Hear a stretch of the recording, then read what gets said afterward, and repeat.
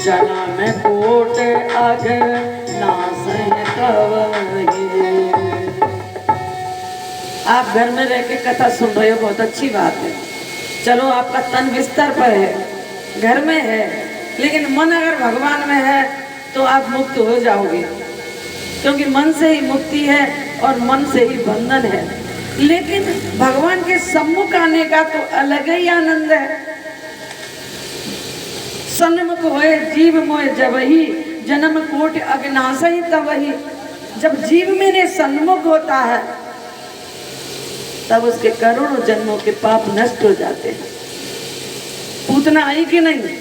पूत माने ज्ञान, नाम पूत माने ज्ञान, ना माने नहीं, जिसको ज्ञान नहीं है।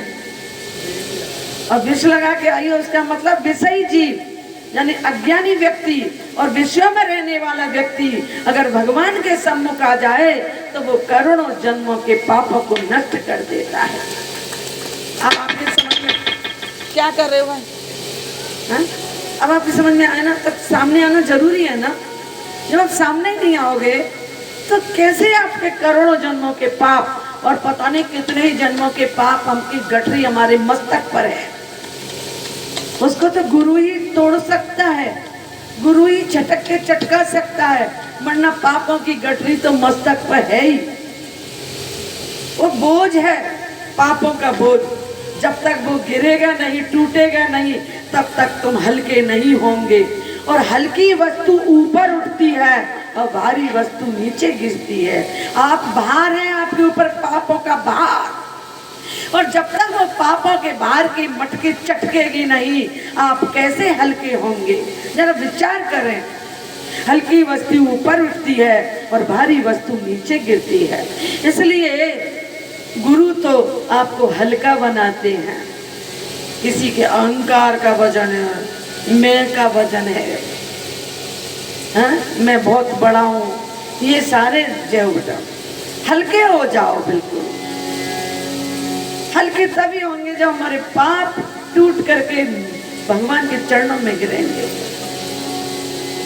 तो आइए आप भोलेनाथ की कथा श्रवण करें। आप सम्मुख बैठे हो, सामने बैठने का आपको फल बताया। और जब सामने आओगे और जब भगवान का दर्शन करोगे, भगवान की कथा सुनोगे, तो आपके मन पे असर पड़ जाएगा। पड़ेगा कि नहीं मैया? हाँ, मन पे ही तो असर पड़ता है कथा सुनने से। और जब मन पे असर पड़ा तो ये मानसिक स्नान हो गया। कथा गंगा है, और जो कथा गंगा में स्नान करता है ना, वो तन का स्नान नहीं है, वो मानसिक स्नान है, वो मन का स्नान है। तो मन का स्नान होने से मन निर्मल हो गया। सामने आओगे, कथा सुनोगे, मन निर्मल होगा। और भगवान को क्या चाहिए? निर्मल मन जन सो मोहि पावा।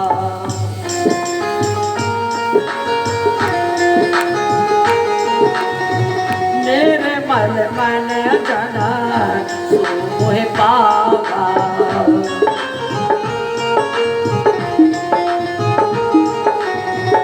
निर्मल मन जन सो मोहि पावा।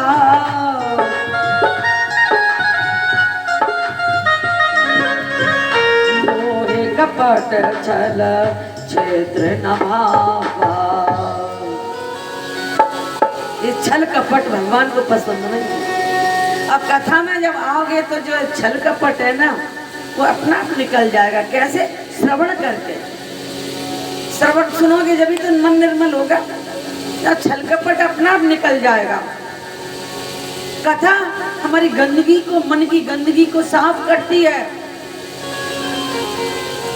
मन की गंदगी निकली, तुरंत भगवान आपके हृदय में प्रवेश कर जाएंगे। तभी तो भागवत में लिखा है, सदा सेव्याम श्रीमद् भागवती कथा तस्य श्रवण मात्रेण हरिश्चितम समाश्रयेत। इसलिए कहा कि हमेशा सेवन करो, हमेशा सेवन करो श्रीमद् भागवत कथा या शिव महापुराण या राम कथा, कोई भी कथा हो, हमेशा सेवन करो। सेवन करने से भगवान आपके हृदय में प्रवेश कर जाएंगे। और जब प्रवेश में कर जाएंगे हृदय में, तो जब हृदय में राम प्रवेश कर गए तो काम का क्या काम? जहाँ राम नहीं काम है, जहाँ काम नहीं राम, तुलसी कबहु ना बस सके, रब रजनी एक ठाम। दिन और रात एक जगह नहीं हो सकते, ऐसे ही राम और काम एक जगह नहीं रह सकते। या तो कामदेव ही रहेगा, हाँ, या भोलेनाथ ही रहेंगे। कामदेव को जलाया है भोलेनाथ ने तो, हाँ। या तो राम ही रहेगा या काम ही रहेगा। काम रहेगा तो राम नहीं रहेगा आपके हृदय में, और राम है तो फिर काम नहीं रहेगा। लेकिन राम आपके हृदय में जब जाएगा, जब आप कथा श्रवण करोगे, सदा से व्याम सदा से व्याम श्रीमद् भागवती कथा,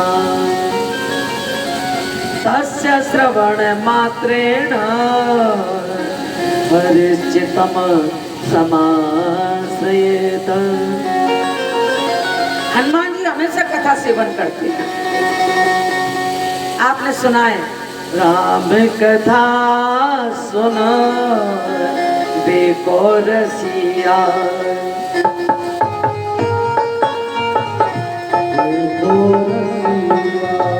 राम कथा सुना बेको रसिया, राम कथा सुन देखो रसिया, राम लखन सीता मन बसिया, राम लखन सीता मन बसिया। हनुमान जी राम कथा के रसिक हैं। तो जब रसिक है तो उनके हृदय में कौन बैठे हैं? सीताराम उनके मन में बैठे हैं। ऐसे ही आप भी कथा के रसिक है जाए तो आपके भी मन में आके भगवान बैठ जाए। इसीलिए तो कहते हैं, आपका थोड़ा वेश भी कम कर लो, आपका वेश। इसीलिए तो कहते हैं, सिया राम जानकी बैठे मेरे सीने में, सिया राम जानकी बैठे हैं मेरे सीने में, सिया राम जानकी जानकी बैठे हैं मेरे सीने में। देख लो चाहे दिल के नगीने में, देख लो चाहे दिल के नगीने में, देख लो चाहे दिल के नगीने में, देख लो चाहे दिल के नगीने में, सिया राम जानकी जानकी बैठे हैं मेरे सीने में।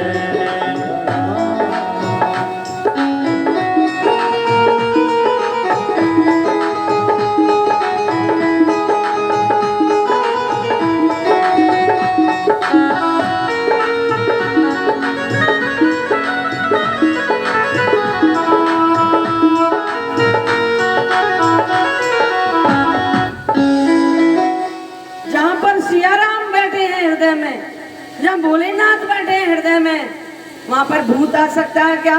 भूत पिशाच निकट नहीं आवा, भूत पिशाच निकट नहीं आवा, भूत पिशाच निकट नहीं आवा, भूत पिशाच निकट नहीं आवा, महावीर जब नाम सुनावा, महावीर जब नाम सुनावा, नासे रोग हरे सब पीरा, नाथे रोग हरे सब पीरा, सो मेरे हानो बलवीरा जो सुपरे हनुमत बलवीरा